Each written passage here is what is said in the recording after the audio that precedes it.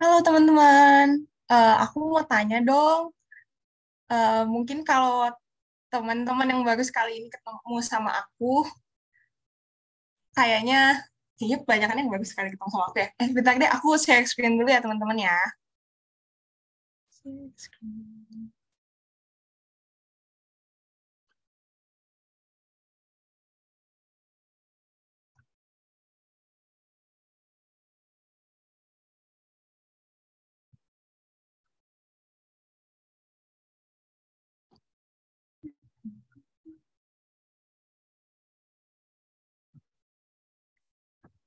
Oke.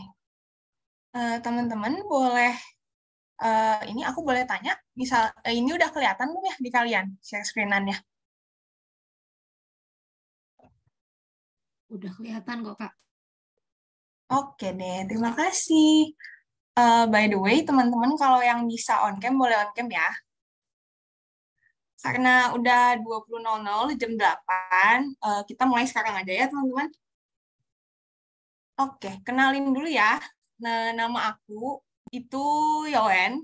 Aku tutor literasi bahasa Indonesia di Bersinar. Nah, hari ini kita bakal kenalan nih sama literasi bahasa Indonesia.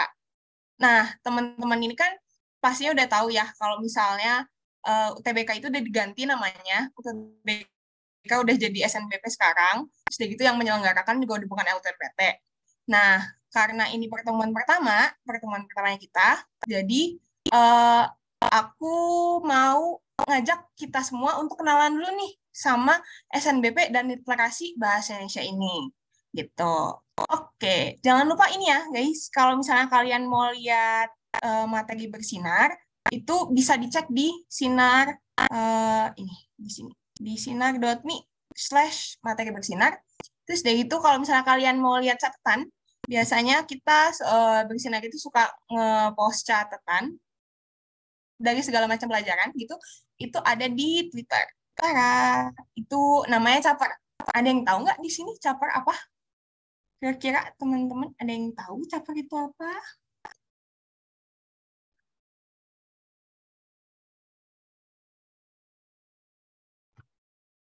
Boleh dijawab pakai voice, boleh dijawab pakai chat. Waduh, waduh, cari perhatian bukan ya? Beda dong. Kalau misalnya yang di bersinar ini, capernya bukan cari perhatian, teman-teman. Capernya itu kepanjangannya catatan punya bersinar. Jadi itu tuh bentuknya kayak ringkasan materi gitu yang bisa kalian pelajari misalnya sebelum kelas atau misalnya kalau misalnya kalian mau sambil ngeliat nih recording dari si kelasnya di YouTube terus dari itu kalian mau sekalian kayaknya aku harus ada materi dulu nih ngeliat gitu. Nah, itu bisa lihat di caper ya guys, dilihat di catatan yang bersinar gitu. Oke deh, lanjut. Tara, ini kenalan dulu sama aku. Ini aku namanya Yowen. Terus dari gitu aku mahasiswa semester 1 arsitektur di Universitas Katolik Parahyangan. Aku mau nanya dong, kalian ada yang mau jadi arsitek nggak guys? Adakah yang mau jadi arsitek? Atau mau jadi apa? Kalau misalnya nggak mau jadi arsitek, mau jadi apa deh nanti kuliahnya? Mau ngambil apa?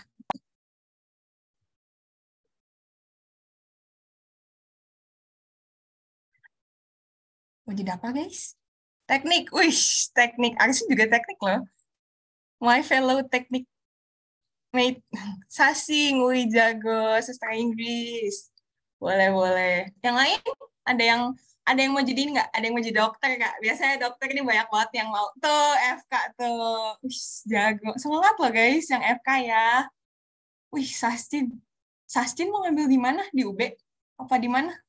Wih, matematika. Psikologi. Ih, banyak ya yang mau psikologi. Ini nggak ada yang mau jadi arsitek kah? Nggak ada yang mau satu jurusan sama aku? Pusing nggak sih, Kak, jurusan arsitek? Hmm, kalau menurut aku ya, semua jurusan pasti adalah pusingnya. Terus udah gitu, apalagi kalau kita pertama kali banget masuk sama jurusannya, pasti kan butuh adaptasi gitu ya. Jadi pastilah ada pusing-pusingnya. Tapi ya tenang aja guys, bisa dihadapi, bisa dijalani kok. Kalau misalnya emang kalian maunya di situ. Nah ini aku mau bukan pamer sih, aku mau kasih lihat foto aku tadi pagi di studio. Jadi hari itu emang banyakannya waktunya habis di studio sih guys. Jadi kita banyak menghabiskan waktu di studio melakukan banyak hal, ngerjain tugas pun di studio. Oke, skip dulu itu, nanti aja kita ngomongnya. Kita hari ini kira-kira mau ngomongin apa ya? Kita hari ini itu mau kenalan nih tentang SNBT sama SNBP. Mohon maaf, itu tuh apa ya, Kak? Mungkin kalian ada yang udah tahu, ada yang belum tahu. Jadi, karena ini masih kelas pertama, kita kenalan aja dulu ya. Gitu. Terus udah gitu, di bagian kedua nanti kita akan belajar tentang, bukan belajar sih, kita akan kenalan lebih dalam nih tentang SNBT, khususnya bagian Litbas. Litbas ini apa? Literasi bahasa. Bahasa Indonesia sih spesifiknya. Terus udah gitu nanti, kalau udah kenalan, udah tahu, udah sayang gitu sama ini literasi bahasa Indonesia, kita bakal latihan soal. Tapi tenang aja teman-teman, latihan soalnya nggak langsung 50 soal. Enggak dong, nggak gitu. Soalnya kan kita kan belum belajar materi juga ya. Jadi kita belajar literasi bahasa Indonesia ini yang tipis-tipisnya aja dulu gitu. Jadi yang kenalan-kenalan aja dulu gitu. Sedikit itu nanti di bagian 4 udah selesai. Kita tinggal sayonara, tinggal penutupan. Kan udah selesai. Masa ya kita sudah selesai tidak penutupan, nanti nggak tidur dong kita ya kan? Gitu. Oke deh lanjut. Tara, SNBT, SNBP. Bingung ih, itu apaan ya? Nih, coba aku tanya deh ke kalian. Kalian ada yang udah tahu belum SNBT sama SNBP itu apa? Kalau misalnya udah tahu, boleh langsung open mic, terus dia gitu ngejelasin, SNBT itu ini. Atau boleh juga pakai chat. Nanti aku bacain satu-satu.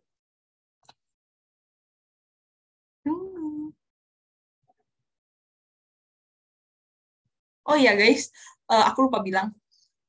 Kalau misalnya kalian merasa aku ngomongnya kecepatan nih, aku kayak nge-rap gitu ya, tinggal bilang aja guys, boleh langsung open mic ngomong kayak, Kak, mohon maaf jangan kecepatan, kita nggak mau lagi belajar nge-rap gitu, gitu boleh. Atau misalnya kalau kalian merasa kurang nyaman mau open mic gitu, atau aduh aku malu Kak karena masih perkenalan nih, masih kelas pertama, pakai chat aja juga boleh gitu ya.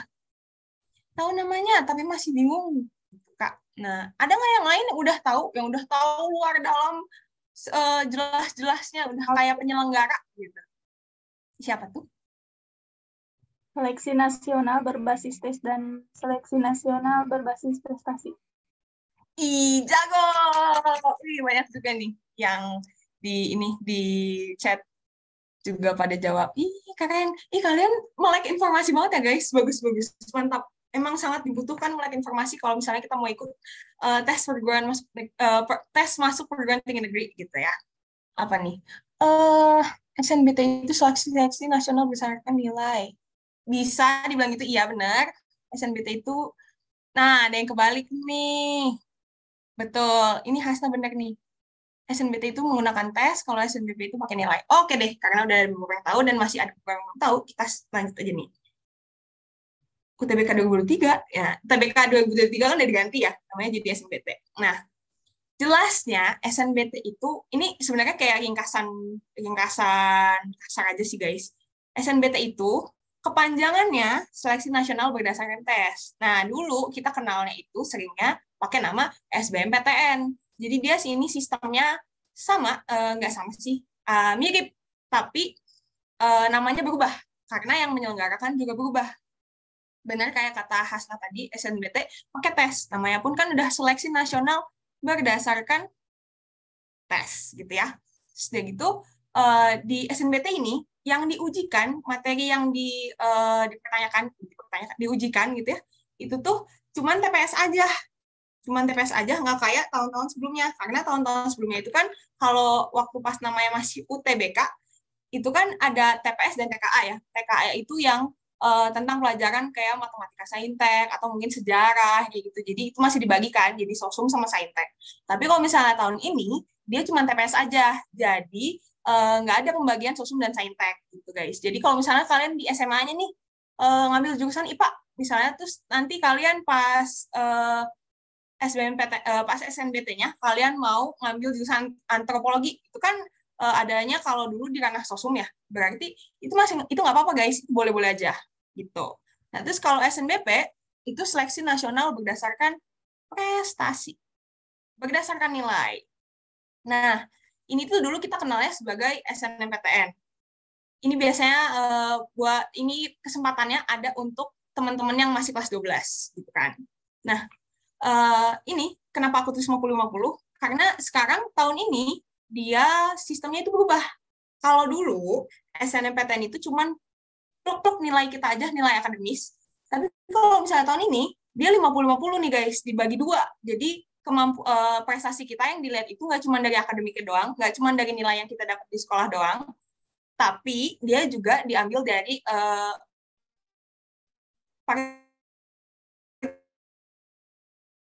partisipasi kita di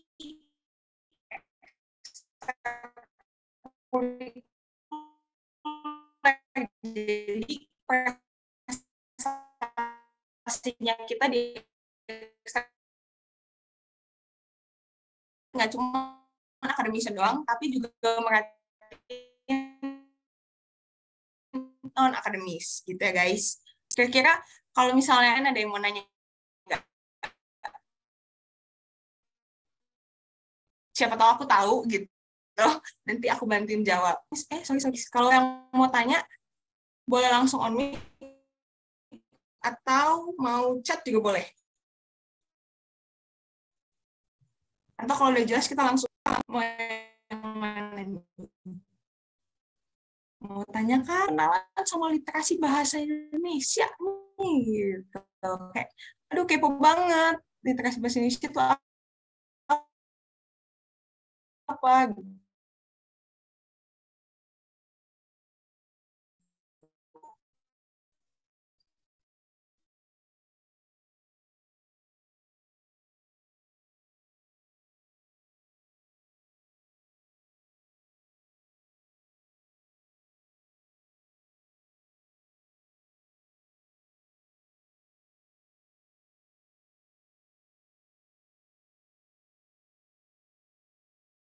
Ataupun kalau misalnya mau nanya tentang nge-lag ya. Masih nge-lag gak guys? Masih nge-lag guys. Maaf ya guys, soalnya di tempatku hujan kawan-kawan. Jadi ya gitu deh. Ya udah kalau gitu ada yang mau ditanya nggak tentang SNBT atau SNBP? Oh iya, tetap ada jalur mandiri ya guys. Nanti tenang aja, aman. Tetap ada jalur mandiri. Jadi nggak cuma 2 jalur ini doang kok. Gitu. Lanjut, Kak. Lanjut. Oke, mantap lanjut. Terima kasih atas jawabannya. Lanjut ya. Nih, SNBT apa sih? Ini kan SNBT tuh dasarnya sebenarnya yang mereka minta itu adalah kemampuan penalaran kita, terus problem solving, memahami logika teks, dan analisa argumen. Apa sih ini tuh? Gitu ya kan? Ini tuh dasarnya mah kayak penalaran umum segala subjek. Hayo, bingung nggak? Gitu. Ya pokoknya intinya mereka itu para penyelenggara tes ini sudah tidak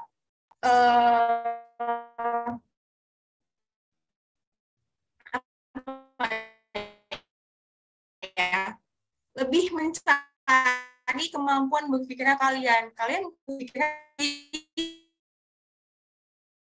Nah, sekarang jadi BP3. Penting nggak sih sebenarnya? Ya, penting buat tahu aja lah, kenal. Biar kalian bisa follow-follow IG-nya. Biar bisa dapat info terbaru, info terakurat dan terupdate gitu. BP3 itu apa sih? Balai Pengelolaan dan Pengujian Pendidikan gitu. Nah, ini dia ada di bawahnya Kemdikbud, kalau nggak salah Kemdikbud Ristek gitu ya guys. Putus-putus, masih putus-putus nggak guys? Masih. Sinyalku kenapa ya? Udah jelas, Kak. Cuma tadi aja ada putus-putus. Oh, oke deh. Thank you. Tinggal bilang aja guys, kalau misalnya putus-putus gitu chat, nggak apa-apa. Biar aku bisa menyadari kalau aku tuh putus-putus ternyata gitu. Nah, Terus selanjutnya untuk kesempatan kesempatannya maksudnya apa? Kita boleh berapa kali sih ngambil ujiannya? Satu orang itu diperbolehkan 2 kali. Jadi misalnya kalau kalian udah ikut nih sekali di tanggal, anggaplah misalnya kayak tanggal 12 Oktober 2022 gitu, hari ini dong gitu kan. Terus kalian nanti dapat nih sertifikatnya, hasilnya, terus menurut kalian, aku tuh bisa bisa lebih bagus loh dari ini nilainya. Ya udah nggak apa-apa kalau kalian mau sekali lagi, bisa tinggal lanjut, bisa milih eh, sesi selanjutnya gitu. Jadi kalian bisa ngikut tesnya 2 kali gitu ya. Terus udah gitu, subtesnya yang diujikan di TPS itu ada potensi kognitif. Ini nih kayak eh, potensi kognitif itu kayak penalaran umum. Terus udah gitu ada penalaran matematika. Ini kayak PK, pengetahuan kuantitatif kalau misalnya di tahun 2021, 2022 juga di tahun ini dan tahun lalu gitu ya.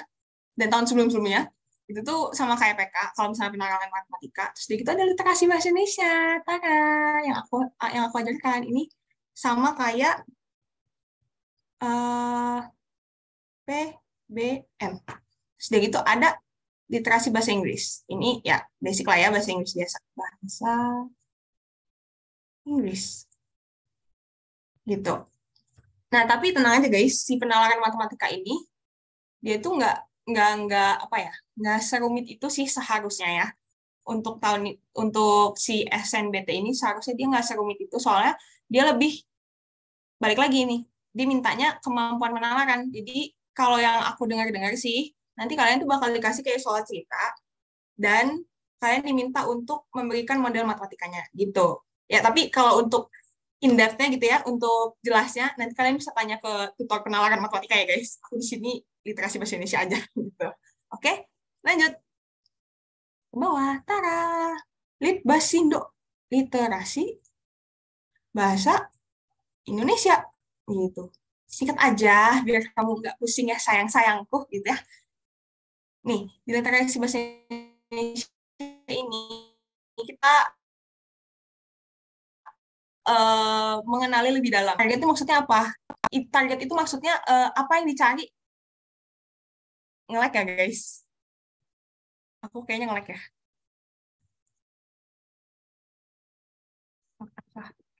Aman, Kak. Oh, soalnya barusan ada notifikasi your connection is unstable gitu. Agak takut tuh nge-lag. Ya udah. Gini ya. Target itu basically dan kita tuh dimintanya apa sih gitu. Karena apa yang dimauin sama subtes ini. Subtes ini mau menguji kemampuan, ya maaf ya guys, jelek. Agak ketutup ya kawan-kawan. Udah pakai highlighter aja. Dia tuh mau menguji kemampuan pemahaman, esensi bacaan, dan kemampuan analisis argumen yang ada di dalamnya. Apa sih ribet banget gitu ya, kayak maunya apa gitu ya kan. Sebenarnya ya mereka maunya itu kita tuh bisa atau enggak memahami bacaan gitu. Paham atau enggak gitu. Terus udah gitu kalian tahu enggak isi dari teks?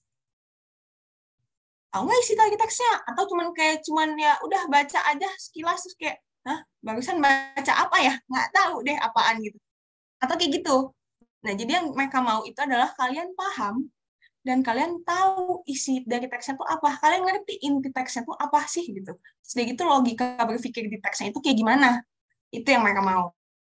Nah, tipenya itu mirip-mirip kayak soal AKM sama soal PBM waktu di UTBK tahun lalu gitu ya, tahun lalu gitulah. Jadi kalau misalnya kalian mau belajar literasi bahasa Indonesia pakai soalnya PBM, ya itu juga nggak apa-apa. Soalnya nanti yang dipertanyakan itu mirip-mirip juga ini nih, ide pokok. Nanti dia terus dari itu nanti dia tanya lagi tentang permasalahannya gitu, maksudnya kayak inti si bacaan ini apa sih gitu. Terus dari itu nanti ya nggak tahu aku sih, ya gitulah ya. Kayak gitu. Ide pokok, terus udah gitu permasalahan yang ada di teksnya itu apa, sama kesimpulan. Sama kan kayak ini kayak latsol kalian waktu di PBM di tahun-tahun lalu, sama lah gitu ya. Intinya mah sama, cuman namanya aja diganti. Terus udah gitu dia lebih agak apa ya, lebih lebih logis gitulah, cara cara jawabnya tuh lebih lebih runut gitu. Kalau dulu kan misalnya PBM tuh lebih teoritis ya, kayak konjungsi, terus udah gitu apa lagi? Kayak ini pembentukan pembentukan frasa gitu kan. Nomina-nomina atau nomina verba atau gimana gitu. Itu dulu kayak gitu kan. Tapi kalau sekarang tuh dia lebih eh, lebih ke penalarannya kita gitu. Nah, karena udah kenalan, kita mau lacol. Aku mau nanya dulu nih, kalian ada yang mau tanya nggak tentang yang tadi si literasi bahasa Indonesia ini? Soalnya emang aku ringkas banget sih, nggak segitu detailnya. Siapa tahu kalian ada yang mau ditanyain, boleh langsung on cam, ya on cam juga, on mic juga, terus dia gitu. Atau kalau misalnya malu, aduh kok malu banget gitu. Ya udah, chat aja nggak apa-apa, aku baca aku pasti. Aman. Ih, jago ya. Berarti kamu sudah mengerti luar dalam. Contoh soal PBM itu seperti apa, Kak? Contoh soal PBM itu banyak ya. Kalian bisa, kalau misalnya kalian butuh latihan soal yang banyak, boleh kayak googling di, ya di mah Google lah ya. Eh, contoh soal PBM. Nah, tapi basically dulu kalau PBM itu dia biasanya suka nanyanya konjungsi, pembentukan frasa. Jadi nanti misalnya kalian kasih teks nih panjang, wah apa teks tentang apa gitu, bla bla bla bla bla bla bla bla bla. Terus gitu yang dimiringin, ada yang di atau di bold lah gitu, ada yang beda gitu ya tulisannya gitu katanya. Terus nanti dia tanya, misalnya frasa frasa apa ya? Hmm, ini deh, ini maaf ya arsitektur banget. Arsitektur lanskap, misalnya gitu. Misalnya di dalam teks ini tuh ada si kata-kata arsitektur lanskap gitu. Itu tuh nanti bakal ditanya, si frasa ini pembentuknya tuh apa? Ini nomina kah? Atau ini mungkin verba kah? Atau ini nomina juga kah? Gitu. Nah, itu tuh dulu biasanya PBM kayak gitu. Tapi kalau misalnya sekarang, setaunya aku sih ya, sejauh ini, yang aku lakukan research gitu ya, seharusnya itu udah nggak ada sih. Bukan nggak ada sih. Seharusnya udah berkurang. Tapi kalau misalnya ada pun paling cuma satu dua soal kayak gitu. Ada ini. Cara bagi waktu untuk belajar SNBT saat kuliah gimana ya, Kak? Oh, kamu ini ya semi gap ya? Iya aku lupa nanya deh. Di sini anak kalian pada kelas 12 ataukah kalian semi gap ataukah kalian gap year full? Kepo dong. Aku anak gap year juga soalnya dulu. Gap year full gap. Gitu ya. Jago. Jago banget.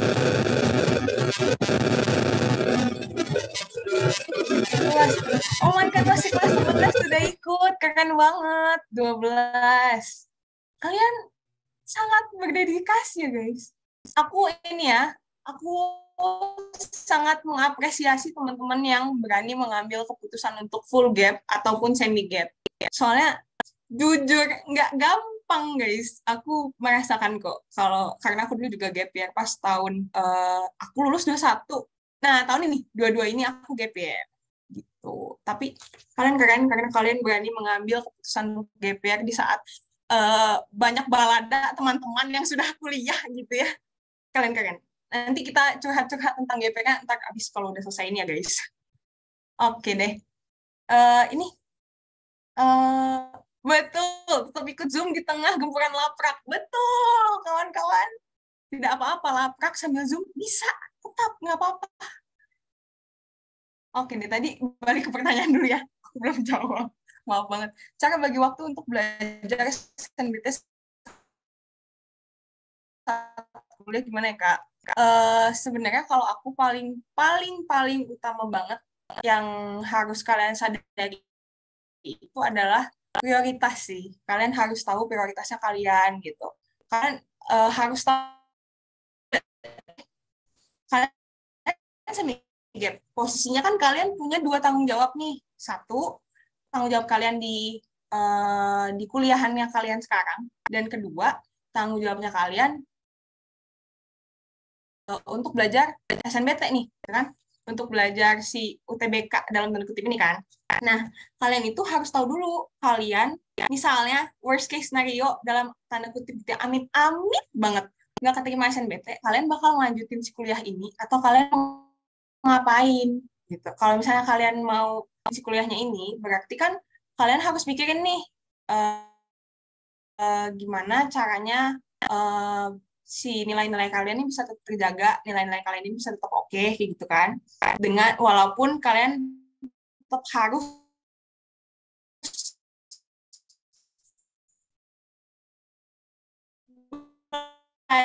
SNBT dan lain-lain gitu kan. Harus mikirin juga kuantitas di atasnya kualitas kualitas di atasnya kuantitas. Jadi jangan terlena sama orang-orang yang belajar 8 jam, sedangkan kalian kan yang saya mikir pasti nggak punya waktu untuk sebanyak itu ya untuk belajar kayak 8 jam gitu. Nggak apa-apa, sehari itu sejam, atau sehari 2 jam, atau setengah jam pun nggak apa-apa. Yang penting sesi belajar kalian itu tuh uh, masuk, benar-benar masuk ke otak, terus jadi gitu benar-benar kalian ngerti selama kalian belajar. Jangan cuman kayak belajar tuh cuman untuk menghindari guilty feeling yang kayak, aduh, gue kan mau SNBT, gue harus belajar nih, kalau nggak belajar nanti gue nggak lulus, cuman karena kayak gitu doang. Terus dari itu ujung-ujungnya kalian belajar subtes yang kalian udah bisa gitu. Maksudnya kayak misalnya kalian jago nih di literasi bahasa Indonesia, jago banget, terus dari gitu kalian cuman untuk menghindari rasa guilty feeling itu, rasa bersalah nggak belajar itu, terus kalian belajarnya literasi bahasa Indonesia mulu, ya sama aja kan kalian udah bisa ya. Jadi maksud kayak bukan berarti latihan di subtes yang kalian udah bisa itu nggak penting, enggak, tapi kalian harus lebih fokus sama subtes-subtes yang kalian nggak bisa gitu, karena kan namanya nggak bisa ya harus belajar gitu kan kawan-kawan. Itu sih paling kira-kira menjawab nggak tuh. Pokoknya intinya tahu prioritas, tugas kuliah, tetap jangan keteteran.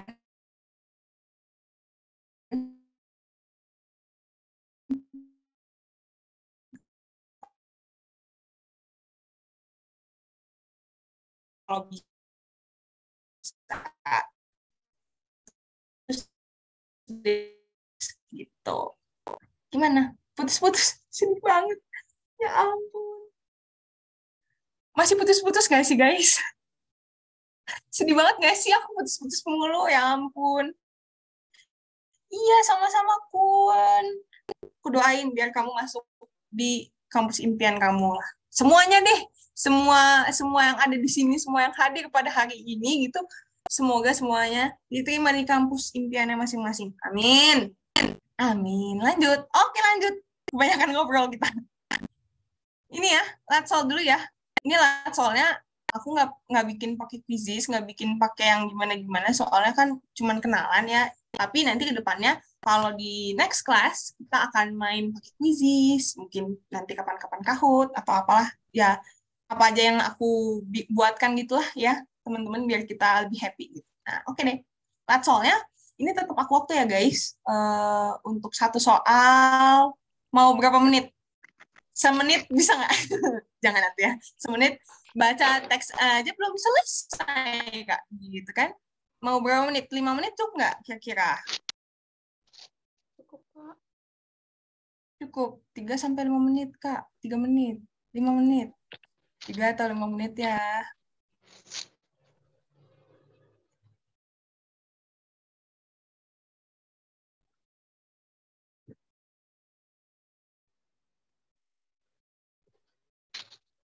Oke deh, 5 menit ya guys.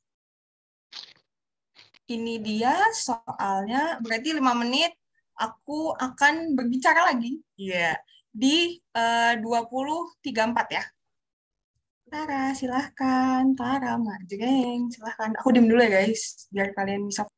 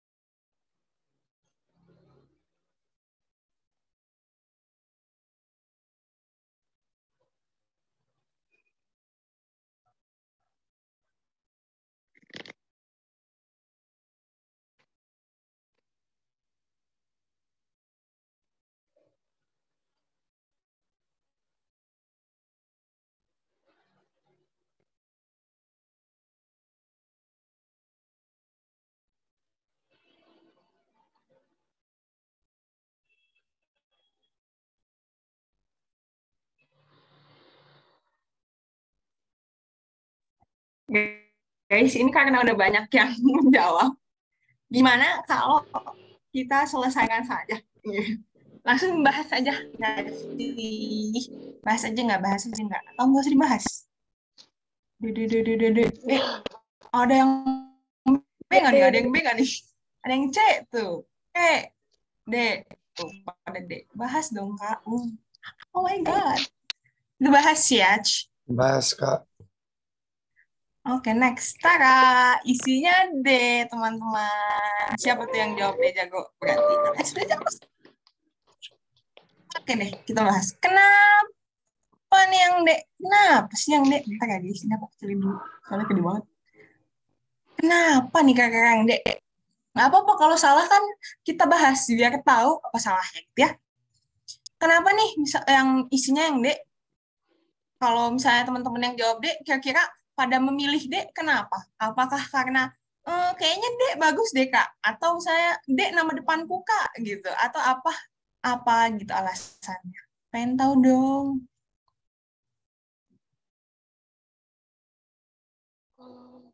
Lagi pada ngetik, pasti lagi pada ngetik. Atau ngomong-ngomong, ayo ngomong, berbicara.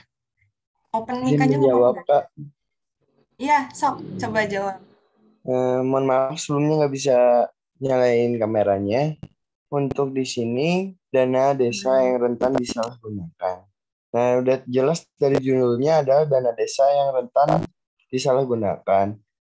Untuk paragraf pertama ini bahas tentang undang-undang dan segala macam semacam orientasinya. Nah, untuk isi dari sininya adalah modusnya apa saja sih dan pelakunya siapa aja. Sebenarnya saya sendiri mau memilih pelaku-pelaku dari penyelewengan dana desa tapi nggak ada kan. Jadinya saya masukin ke modus. Jadi jawaban saya D. Oke, mantap. Makasih ya, Fauzan. Siapa nih? Ada yang jawab di chat. Karena Budi ingin membahas mengenai korupsi. Bisa. Soalnya isi teksnya mencakup penyalahgunaan dana. Ya, betul juga. Oke deh. Ini kita bahas sebenarnya ya. Yang dibilang sama Fauzan tadi benar. Eh, kita lihat dari judulnya aja pun udah kayak biasa banget ya sih. Dana desa rentan disalahgunakan gitu. Ya udah. Berarti sinonimnya disalahgunakan apa? Bisa aja ke penyelewengan kan? Penyelewengan. Ini minta maaf banget ya guys, tulisanku jelek banget. Gitu deh.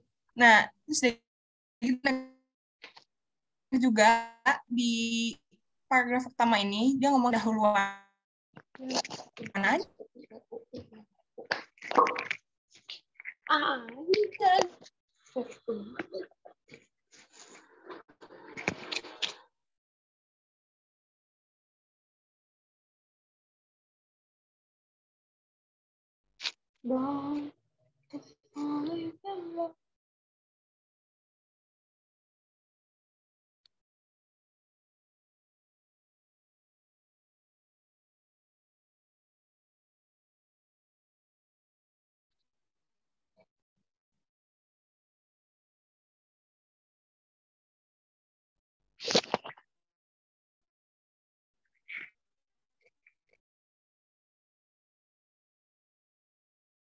Lah, kakaknya keluar tak guys?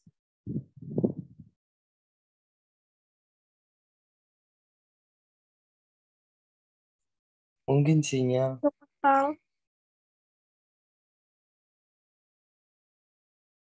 Halo kakak.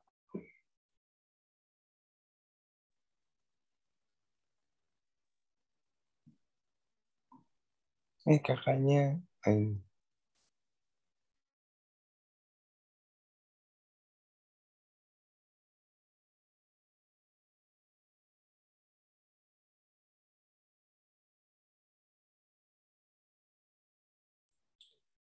Kak, bisa diulangin dari awal, soalnya tadi kakak keluar dari Zoom-nya. Sama mic kakak dimatiin.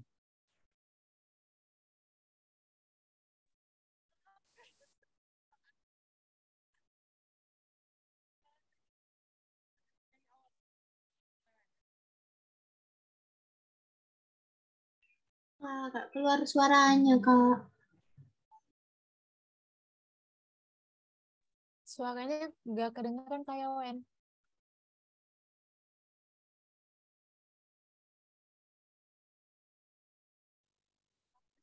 Gak ada suaranya, Kak.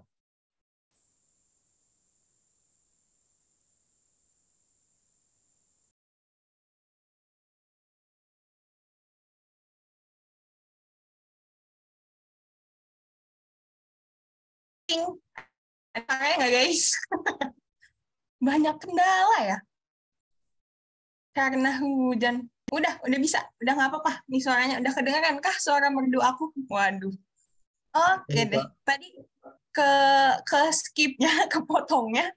Dari mana guys? Dari penyelewengan kah atau dari mana-mana? Dari semuanya kah nggak kedengeran? Baru sampai penyelewengan, Kak. Oh, Sinonim. alah. Oke, oke. Mantap. Terima kasih. Ya udah, diulang ya. Ini kita tuh kita bisa kalau kalian misalnya ini salah satu apa ya? Tips and trick. Iya, tips and trick. Iya, benar kan sih? Benar kan tips and trick. Kalau misalnya kalian melihat paragraf yang panjang banget kayak gini, yang kayak ya ampun saya bacanya aja 5 menit nih, mohon maaf gitu ya kan. Takutnya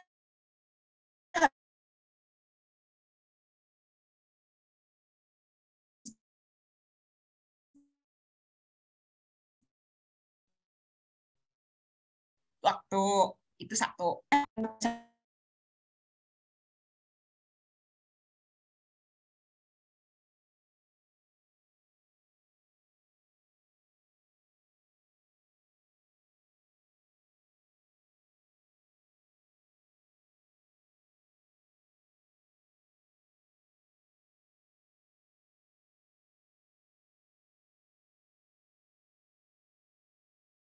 Kakaknya keluar lagi ya?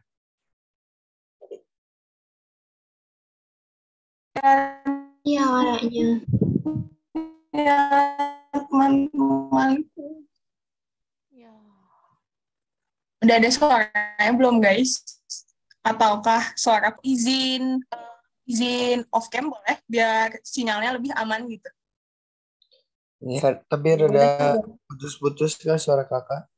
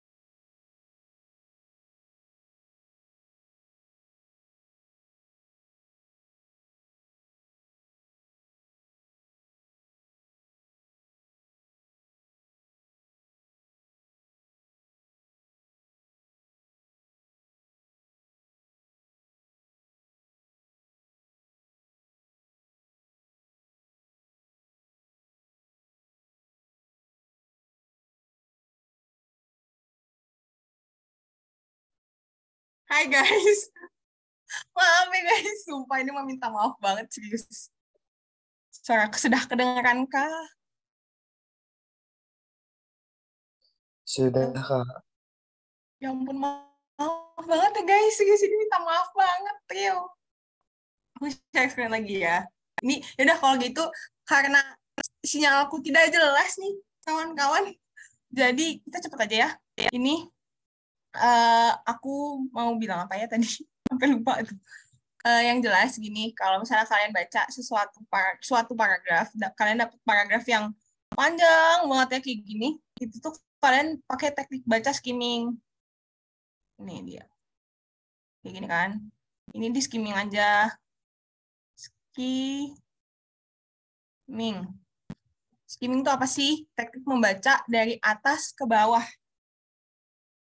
Gitu ya. Jadi biasanya kan kalau kita kan baca dari kiri ke kanan nih. Undang-Undang Nomor 6 tahun 2014 gitu kan gitu. Kalau ini kita cepet-cepet aja. Cepet-cepet tapi bukan cepet-cepet nggak tahu apa isinya ya, tapi tetap kayak kira-kira kita lihat nih kita kayak scanning kira-kira kata-kata apa aja sih yang penting gitu. Kayak ini misalnya ada undang-undang mana sih? Undang-Undang Nomor 5 tahun 6 gitu. Terus gitu. Oh, tiba-tiba dia ngomong ada catatan Kementerian Desa, Pembangunan Daerah Tertinggal dan Transmigrasi. Terus gitu di sini banyak angka nih. Berarti ya kalau misalnya angkanya ada kilometernya berarti dia ngomongin sesuatu yang berhubungan sama jarak-jarak gitu. Terus gitu banyak angka kayak gini. Berarti oh banyak data nih berarti gitu ya. Terus gitu nanti turun lagi ke bawah. Kalian lihat lagi ke bawah. Bacanya dari atas ke bawah lagi. Nanti lihat di sini nih kayak tiba-tiba ada Indonesian Corruption Watch. Nah, kalau misalnya kalian melihat ada yang agak-agak kayak gitu ya, agak wah kayaknya ini penting nih gitu. Boleh kalian baca kayak sepanjang sampai makin menjamur gitu. Jadi gitu baca lagi, oh dia banyak tahun 2015, 2017, 2016, jadi gitu ada angka-angka lagi nih kayak 3 tahun, terus dia 154 kasus, terus dia gitu 47,56 miliar, maaf ya guys, terusnya 17 kasus kayak gitu. Kalian kalau bacanya turun pun nggak apa-apa. Segimana enaknya kalian aja. Sedikit kalau misalnya kalian lihat banyak yang kayak angka-angka kayak gini nih, boleh kalau kalian mau baca dari kiri ke kanan kayak kalian baca biasa gitu ya. Pada 2015 setidaknya ada 17 kasus.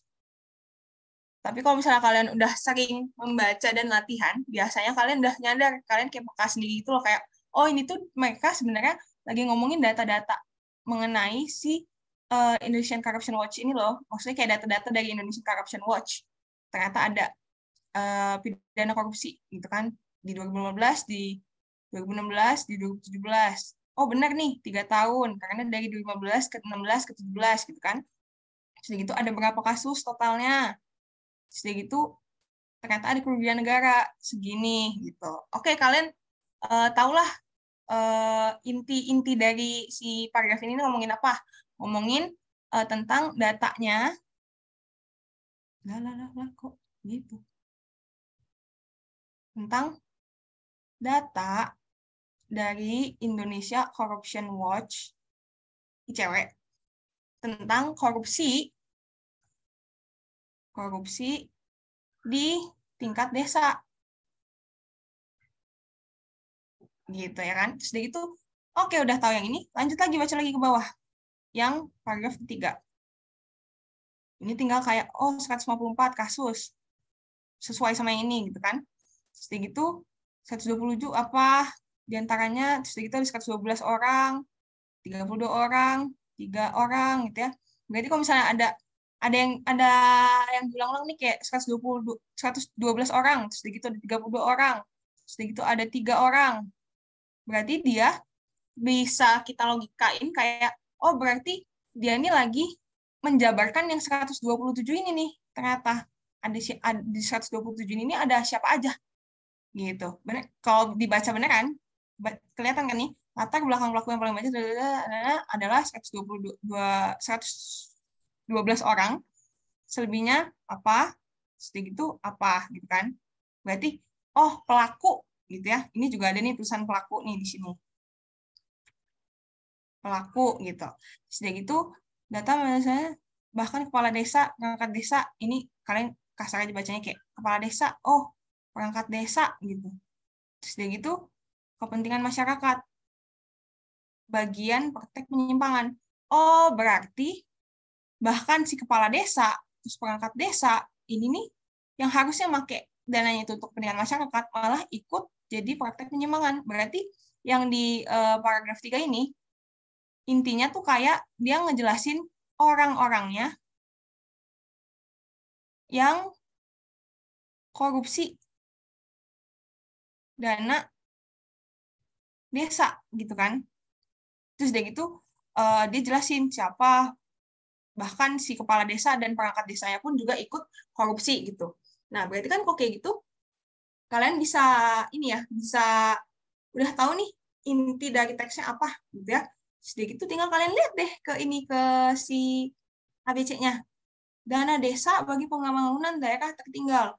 Jelas enggak ya, soalnya ini dia ngomonginnya, dia titik beratnya di pembangunan daerah tertinggal gitu.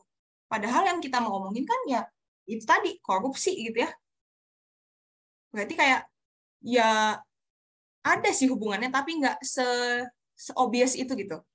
Coba skip dulu. Sedikit itu ngomongin lagi Undang-Undang Nomor 6 Tahun 2014 tentang desa. Kalau misalnya kamu pilih yang ini tuh terlalu apa ya? Dia cuman mewakilkan si paragraf 1. Gitu guys. Paragraf 1. Karena di paragraf 2 dan 3 ini dia nggak ada lagi ngomongin tentang si undang-undang ini. Dia ngomongin ke pelakunya, terus dia gitu data korupsinya. Berarti kalau misalnya kalian pilih ini, itu tuh salah. Soalnya karena dia nanya setelah membaca artikel tersebut, topik apa yang mungkin Budi pilih untuk esainya. Berarti kan ada kesan yang Budi dapatkan setelah baca seluruh artikelnya.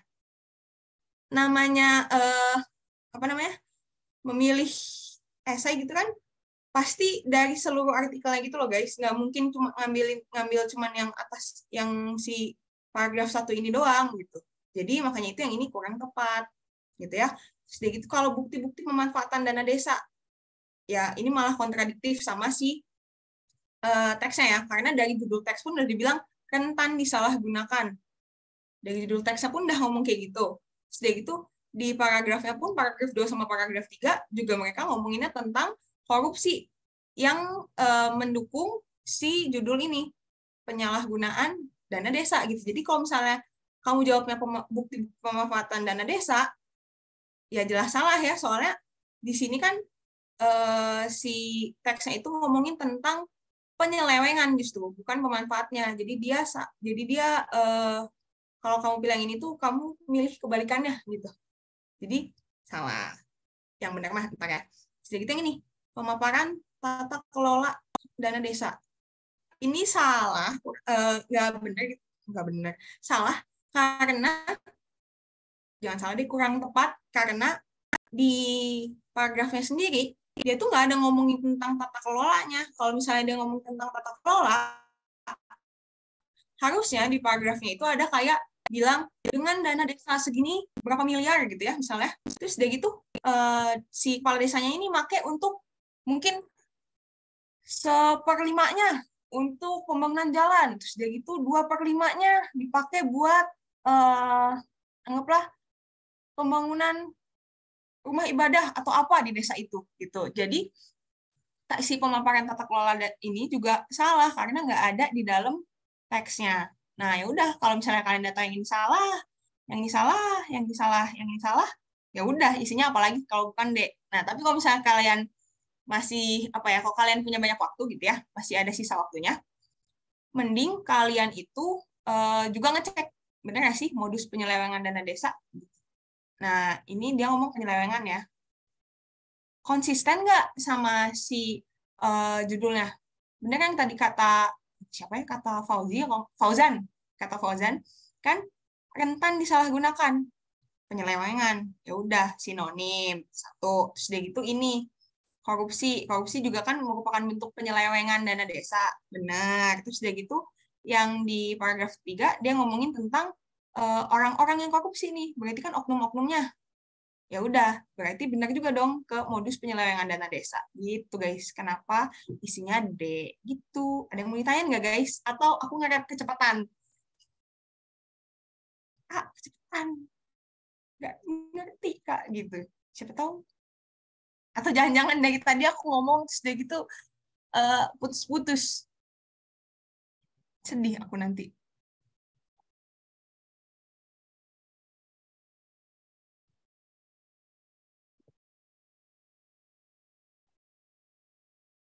Aman, aman. Oke, mantap kalau aman.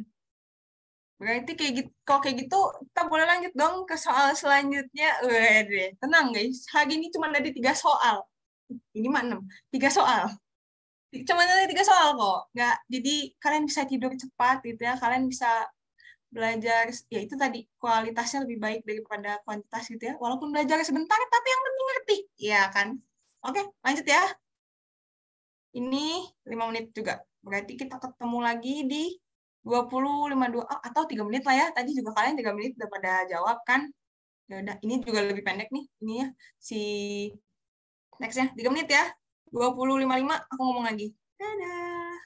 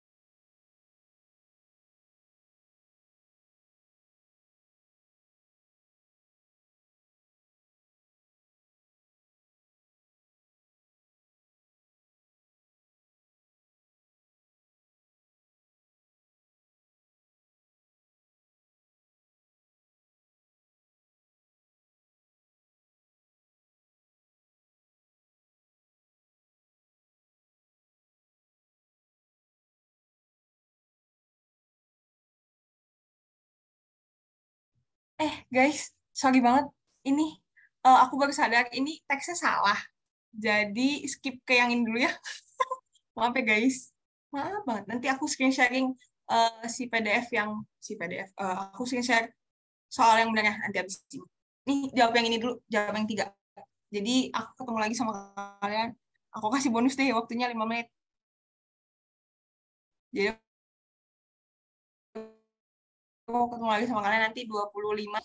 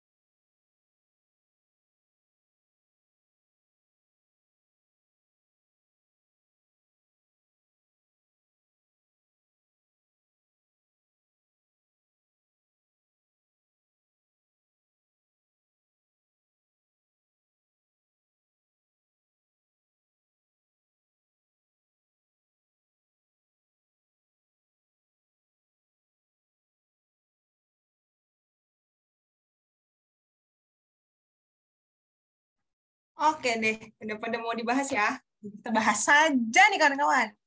Aku senang, aku nggak senang sih, lebih ke arah apa ya? Ini banyaknya mayoritas menjawab E. Coba kita lihat ada yang jawab yang lain nggak? Oh, Kun bilang B, Katanya bilang E, Wanda bilang B, aja. E, e, e, e, e, e, e, e, e, e, e, e, e. Kita langsung scroll aja ya untuk melihat dan mereveal apa nih jawabnya kawan-kawan. Dedededede, Tara, Tara, C, ternyata guys. Nggak ada yang jawab C nih masalahnya dari tadi. Jawabnya B, kalau nggak E. Kalau nggak B, ya E. Gitu. Kira-kira nih, kenapa kalian pada jawabnya E? Mau tahu dong?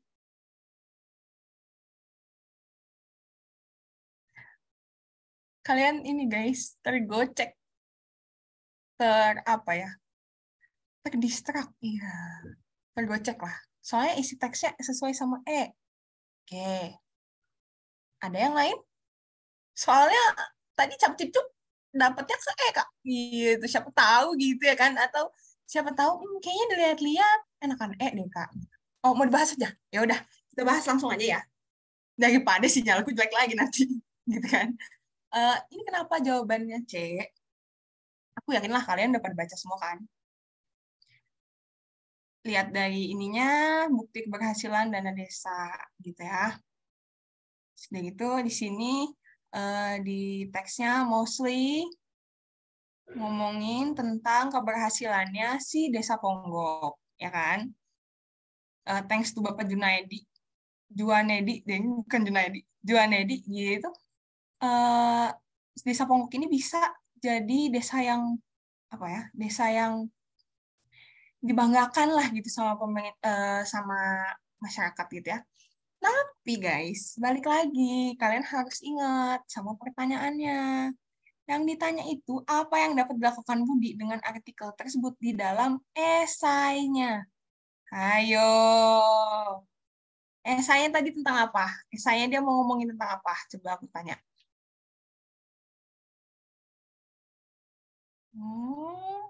Jadi nomor 1 sama 3 itu berkaitan ya Kak, karena pertanyaannya itu ya Budi.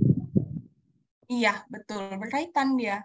Soalnya dengar-dengar aku ya, sedengarnya aku gitu. Ini belum bisa apa ya, nggak bisa dibilang info yang valid rigid gitu, nggak juga. Tapi dengar-dengar aku tuh katanya soalnya bakal masih berhubungan antara soal 1 sampai 5 kayak waktu TBK di tahun 2021 kan 2021 2022 itu kan juga banyak ya teks yang kayak satu teks dipakai untuk beberapa pertanyaan gitu. Tapi kalau ini bedanya satu tema dibuat jadi beberapa teks, tapi pertanyaannya tetap berkesinambungan gitu. Iya, masih Kak berhubungan. izin Kak, Kak izin tanya. Ini tuh teks pertanyaannya itu berurutan satu sampai sekian atau diacak Kak, mungkin dong kalau diacakannya. Kalau karena sistem UTBK-nya baru nih, sistem SN apa tadi namanya? Ya, itulah sistem UTBK tesnya baru. Jadi belum tahu sih jelasnya dia bakal diacak atau enggak. Tapi kalau berdasarkan model teksnya, kalau misalnya benar nih ya model teksnya kayak gini, pasti bakal berurutan sih. Dia pasti bakal kayak 1, 2, 3, 4, 5 gitu berurutan. Nggak mungkin dong misalnya 1 tentang apa, 2 tentang apa, nomor 3 balik lagi ke 1 gitu. Nggak mungkin sih kalau menurut aku. Soalnya namanya berkesinambungan pasti bakal berurutan. Aman? Aman Kak, oke terima kasih. Sama-sama. Oke deh, ini ada yang jawab nih. Soal korupsi. Ya, penyelewengan dana desa. Itu dong. Tadi kan dia balik lagi nih ke sini. Esai ini. Ini nih, nih. Budi mendapat tugas menulis esai tentang tindak korupsi. Berarti, tadi juga kita ngomonginnya korupsi. Berarti si Budi esainya itu ngomongin tentang korupsi. Ya, kalau misalnya mau gampangnya gitu ya, ini tapi tergantung soalnya juga sih. Kalian bisa lihat aja kayak, oh korupsi gitu. Sudah gitu, tanpa sebenarnya tanpa kalian pikir terlalu dalam, terlalu jauh kayak aduh apa ya gitu, itu sebenarnya kelihatan karena coba kalian lihat, Budi dapat menggunakannya untuk mengevaluasi kebenaran berita dalam artikel tersebut. Dia malah mau mengevaluasi nih kebenaran berita. Padahal yang ditanya sama soal itu Budi bisa ngapain nih kalau misalnya udah baca si artikel ini gitu. Sedang Budi bisa ngapain? Budi bisa Budi bisa melakukan apa ke esainya setelah dia baca artikel ini? Maksudnya kayak fungsinya dari artikel ini ke esainya dia tuh apa gitu. Kalau misalnya udah ditanya begitu, masa ya jawabannya mengevaluasi kebenaran berita? Tentu saja tidak, kawan. Soalnya dia kan mau menulis esai tentang korupsi. Ya dia nggak peduli sebenarnya dalam tanda kutip, nggak peduli kebenaran beritanya itu apa gitu. Gitu ya. Jadi A salah. Oke. Yang B, Budi dapat memakainya sebagai alat pembuktian kesuksesan dana desa sebagai program pemerintah. Ini kalau misalnya kalian baca gini doang, mungkin kalau misalnya kalian nggak baca teksnya ya, mungkin, tapi kalau misalnya kalian baca teksnya, balik lagi. Tadi kan ini tentang keberhasilannya dana desa. Terus udah gitu kalian sambungin lagi sama topik esainya si Budi ini, si teman kita Budi yang kita sayangi dan kita cintai ini, dia tuh ngomonginnya tentang korupsi, guys. Nah, kalau misalnya dibilang sebagai alat pembuktian kesuksesan dana desa sebagai program pemerintah, ini nih kontraproduktif sama esainya Budi. Karena Budi kan mau ngomonginnya tentang korupsi. Berarti kalau misalnya korupsi, itu kan salah satu bentuk dari kegagalannya program pemerintah gitu. Kegagalan atau apa ya? Bukan kecacatan, flaws. Jadi kayak kegagalan atau hal yang lalai di program pemerintah gitu. Karena pemerintah lalai sama kemungkinan korupsi ini, jadi makanya terjadilah korupsi, gitu kan. Jadi kalau misalnya dibilang pembuktian kesuksesan dana desa sebagai program pemerintah, ini nih malah kayak kalian seolah-olah menjawab bahwa si artikel ini nih nggak mendukung esainya Budi gitu. Dia malah jadi membuktikan bahwa esainya Budi itu sebenarnya tidak valid karena orang esainya mau tentang korupsi, which is kegagalan atau hal yang lalai di pemerintahan, kalian malah merasa esainya ini malah membantu Budi untuk membuktikan kesuksesan gitu. Jadi kan kesuksesan sama kegagalan itu udah dua hal yang berbeda gitu ya. Masih putus-putus nggak, guys? Masih putus.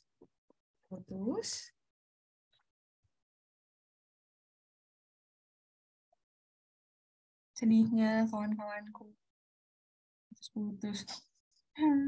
Udah aman, Kak. Oh, oke. Aman, udah enggak? Oh, mungkin ini kali ya. Hasna, sinyal kamu mungkin. Kita sinyalnya sama-sama jelek. Ya udahlah ya, nggak apa-apa ya.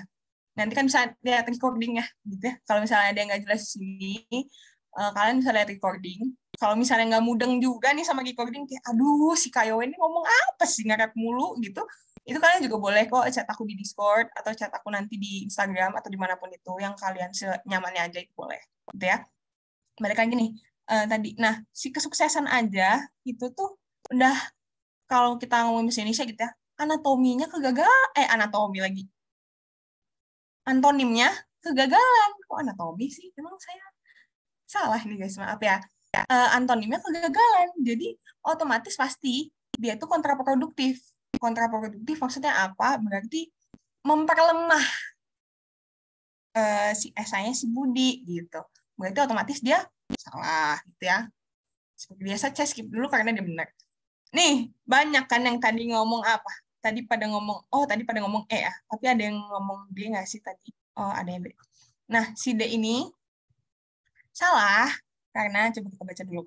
Budi dapat memakainya sebagai sebagai rujukan untuk menyebutkan Bapak Junaidi sebagai tokoh pemberantasan korupsi. Ini kelihatan nggak sih guys, nggak jelasnya, maksudnya kayak nggak berhubungan gitu karena di sini si Bapak Junaidi ini diomonginnya tuh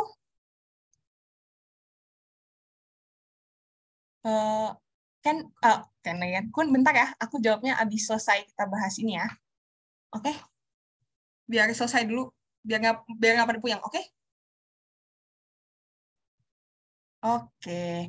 Nih, Budi dapat memakainya sebagai rujukan untuk menyebutkan Bapak Juanedi sebagai tokoh pemberantasan korupsi. Kalau kita lihat di sini, yang ada nama Bapak Juanedi ini cuma ini doang kan, ya kan? Oh ya udah, berarti Bapak Juanedi diomongin di situ berarti. Terus kita baca nih, sore hari ini kita melihat bagaimana Desa membangun dirinya, melakukan upaya di benar. Merupakan suatu prestasi yang sangat-sangat membanggakan. Saya berterima kasih, ujar Menkeu di Gedung Banjir, bla bla bla ya. Kan nggak penting, jadi bla bla bla aja bacanya, ya. Nah, ini nih kan ini ya si Bapak Menkeu-nya si Bapak Juanedi. Nah, dasarnya beliau si Bapak Menkeu ini dia kan mengapresiasi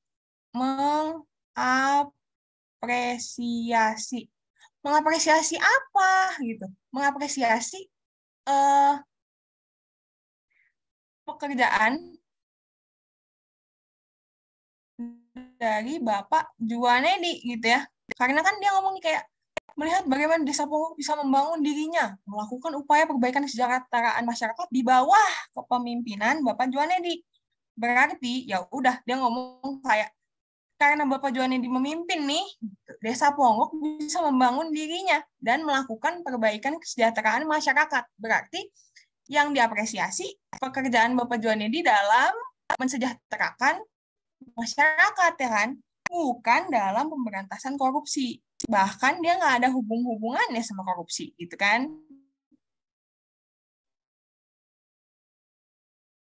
Jadi otomatis pasti ini salah gitu ya. Terus dari gitu Budi yang terakhir ya, Budi dapat memakainya sebagai sumber untuk menjelaskan bagaimana Desa Ponggok mengelola dana desa.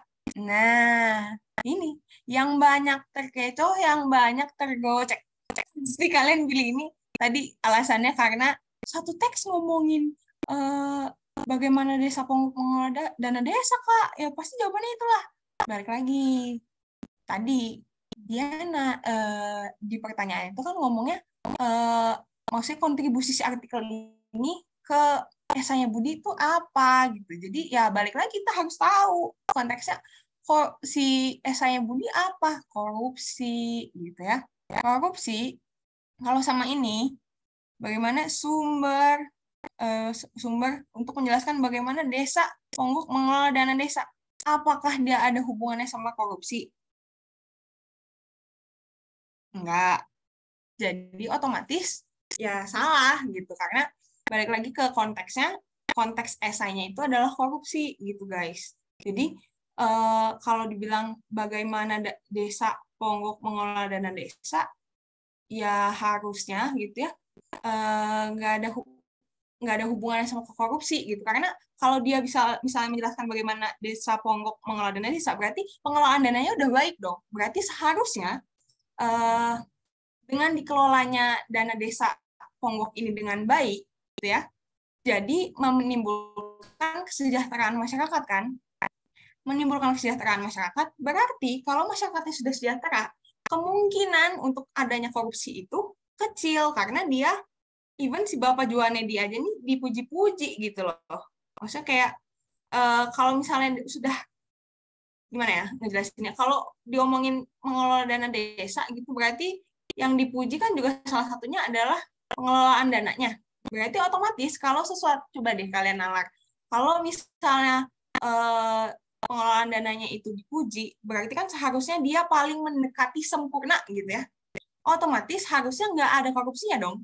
Ya, harusnya semua dananya digunakan dengan efektif dan efisien untuk membangun kesejahteraan masyarakat. Jadi, makanya itu yang ini salah. Walaupun sebenarnya satu teks ini ngomonginnya tentang bagaimana si Desa Ponggok ini mengelola dana desa, gitu. Tapi tetap lagi balik lagi ke konteks esai gitu. Makanya yang C benar. Karena di C dibilang nih, sebagai rujukan untuk menunjukkan kerugian masyarakat akibat tindak korupsi. Ini nggak obvious banget jawabannya, nggak stop langsung, oh iya pasti ini jawabannya, nggak gitu. Soalnya balik lagi, kalian harus tetap bernalar guys. Kalau misalnya kenapa ini disebut sebagai jawaban, karena coba baca, rujukan untuk menunjukkan kerugian masyarakat akibat tindak korupsi, ya kan? Di sini kita punya nih contoh yang bisa dibilang perfect gitu ya, mendekati sempurna lah gitu, karena dia nggak korupsi, dia jadi bisa ini loh, dia bisa jadi memperbaiki kesejahteraan masyarakatnya loh gitu. Makanya itu ini nih sebagai contoh yang baik gitu. Contoh yang baik akan bagaimana seharusnya si dana desa ini dikelola, dipakai, digunakan gitu. Oleh karena itu kalau misalnya ini sejalan sama omongan ini bukan untuk menunjukkan kerugian masyarakat akibat tindak korupsi gitu. Karena si Budi ini bisa menyajikan ironi kalau misalnya andai aja tuh duit dalam tanda kutip uang si dana desanya ini nggak dipakai buat korupsi, pasti desa yang dia maksudkan itu tuh bisa kayak desa Ponggok loh gitu. Gitu guys, paham nggak? Makanya itu yang ini benar gitu. Kira-kira ada yang mau tanya? Kalau misalnya nggak ada yang mau tanya, aku bakal jawab pertanyaanku habis ini. Ada yang lain nggak guys tentang ini? Kenapa C benar atau kenapa A B C D A B D C salah gitu? Atau udah jelas?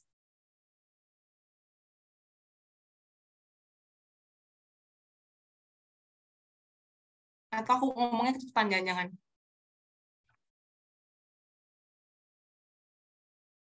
Adakah guys?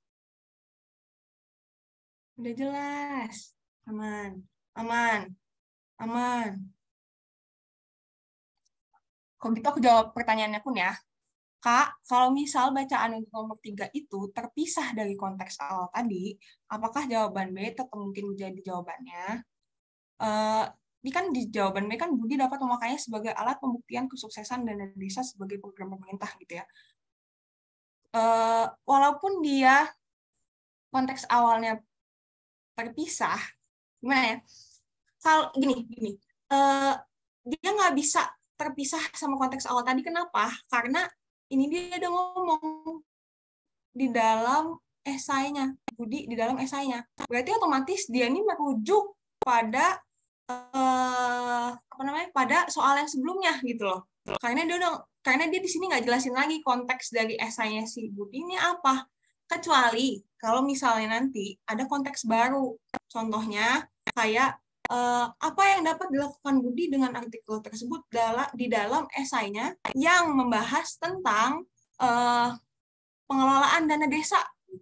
Mungkin B jadi jawabannya, karena dia punya konteks baru gitu. Kalau misalnya konteksnya lepas gitu ya gimana sih? Kalau misalnya gini, biar gampang ya. Kalau misalnya di soal ini dijelaskan konteks baru, dikasih konteks baru, misalnya kayak lain deh. Misalnya tersebut di dalam esainya yang membahas tentang pengelolaan dana desa tanda tanya gitu ya. Nah, itu bisa B jadi jawabannya gitu. Tapi karena di soal ini dia dibilangnya apa yang dapat dilakukan dengan artikel tersebut dalam esainya, otomatis kita harus berlogika kalau ini nih pasti merujuk ke soal sebelumnya gitu, ke konteks awal gitu. Kalau misalnya kita lihat di soal sebelumnya nggak ada konteks esainya ini apa, berarti ke soal sebelumnya lagi gitu. Makanya itu yang tadi aku bilang si TBK yang baru ini dia menuntut kita untuk bisa berlogika gitu. Jadi bagian-bagian berlogikanya tuh salah satunya di sini juga. Kayak kalau dia tanya kayak gini, kita harus bisa tahu kira-kira dia ini ngomongin konteksnya gimana sih gitu. Ngomongin konteks baru kah atau konteks yang di atas kah? Berhubungan nggak gitu. Kayak gitu, guys. Kayak gitu, guys. Oke nggak, Kun? Oke, aman. Sama-sama. Nah, ini aku mau apa namanya? Apa ya namanya?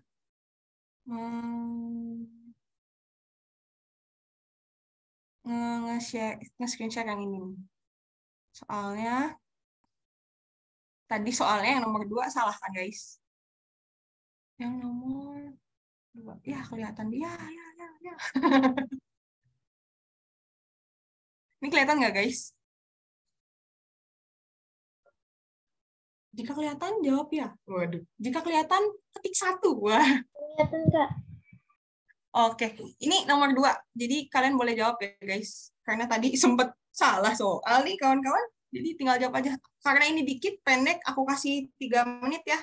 Jadi jam 9.21 aku ngomong lagi. Oke? See you.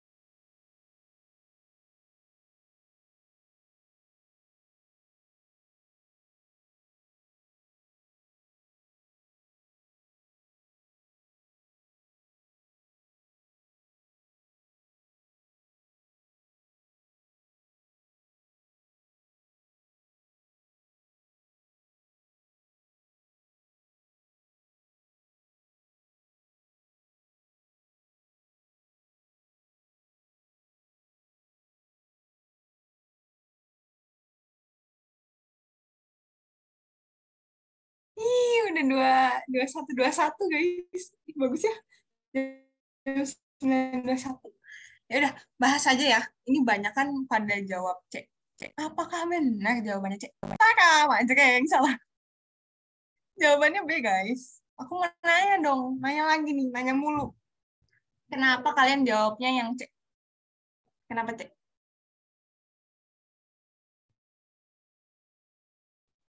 BTW ini sorry ya kalau misalnya aku kedengaran suara-suara dari luar. Soalnya di kosan aku lagi lumayan ada orang banyak.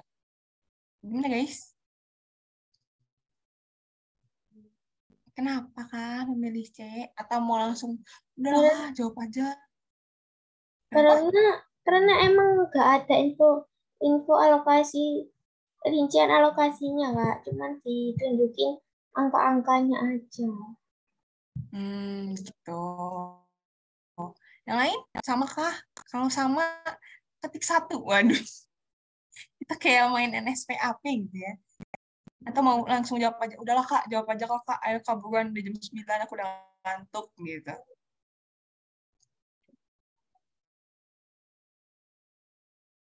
Nah, jawab aja lah ya.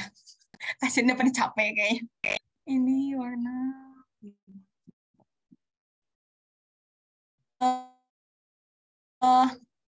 kenapa tidak ada informasi mengenai jabatan pelaku korupsinya dalam pemerintahan desa? Ya, di sini ada nggak di apa namanya di ya kok nggak ini deh ya, jawab biar cepat kita jawab kenapa yang saya itu salah gitu ya, dan kenapa yang benar. Kalau di sini tidak ada informasi mengenai rincian alokasi dana desa yang diselewengkan. Kalau kalian baca nih, misalnya penambahan anggaran sekali tingkat sebelumnya pada tahun 2015 langsung segini, segitu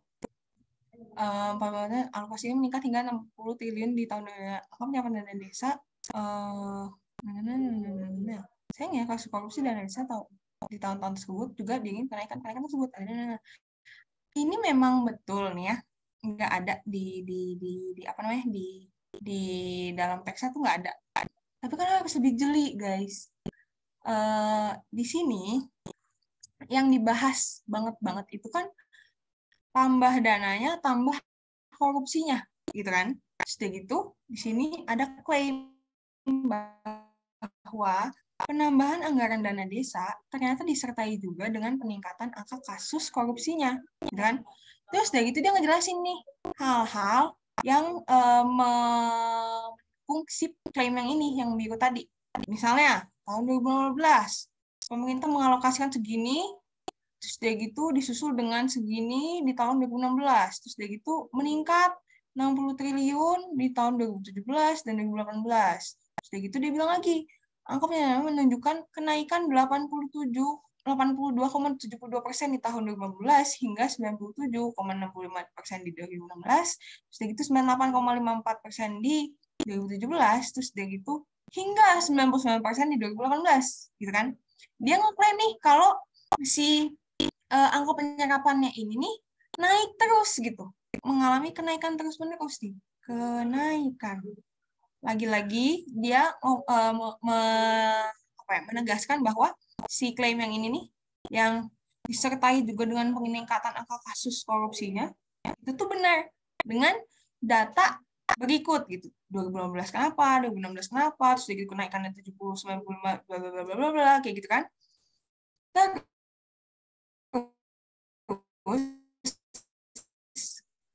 Dia ngomong lagi gini, dana desa di tahun tersebut juga mengiringi kenaikan-kenaikan tersebut nih ya.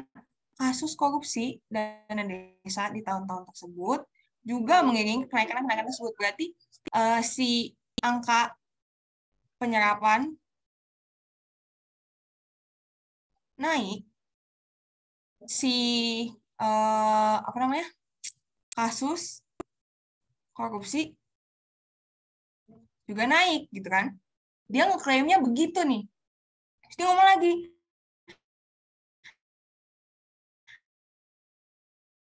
ada 17 kasus di tahun 2017 dan 27 kasus di semester pertama tahun 2018. Nah, ini yang harus kalian cermati itu ini. Emang kalau misalnya kita lihat dari sini nih, dari 17 kasus naik ke 41, naik ke 96, naik ke dari 96 terus dari itu ke 27. Dari sini aja kita udah kelihatan ya. Kayak kok dari 17 ke 41 ke 96 tiba-tiba turun nih ke 27. Kenapa turunnya? Karena dia baru bilangnya di semester pertama tahun 2018. Kalau di semester pertama berarti ini kan 6 bulan pertama di tahun 2018 gitu ya. Nah, ini itu kan kita nggak tahu ya. Kalau selanjutnya misalnya ini kan misalnya bulan 1 sampai bulan 6 gitu. Dia 27 naik gitu misalnya. Tapi kita nggak tahu kan, misalnya mungkin aja gitu. Di bulan ke-7 sampai bulan ke-12 itu tuh kasus korupsinya ya udah segitu-segitu aja, cuma 27 doang. Kalau kayak gitu berarti kan dia nggak benar ya kalau dibilang bahwa peningkatan angka kasus korupsinya tuh naik seiring dengan angka penyerapannya gitu. Jadi karena dia dibilangnya di semester pertama tahun 2018, berarti dia tuh kita belum tahu gitu ke ujung-ujungnya tuh nanti ke akhir tahun apakah dia akan tetap seperti itu, apakah dia angka korupsinya akan tetap naik jadi 100 berapa gitu, atau ya udah dia stagnan aja di 27 aja sampai habis gitu. Kan kita kan nggak tahu ya. Makanya itu yang ini si kalimat terakhir ini questionable gitu, perlu dipertanyakan. Kebenarannya tuh masih setengah-setengah gitu. Makanya itu di sini dibilang kan, angka kasus korupsi di tahun 2018 diambil sebagai indikator, sebagai peningkatan gitu. Sedangkan yang di tahun 2018 aja, yang di dalam teksnya ini, dia tuh baru ngomongin tentang semester pertama, belum keseluruhan 1 tahunnya gitu, belum dari bulan 1 sampai bulan 12 gitu kan. Terus gitu, tapi dia udah dijadikan sebagai indikator peningkatan. Ya jelas, berarti dia tuh nggak valid, berarti dia tuh masih mungkin nggak menurun sih, masih mungkin stagnan atau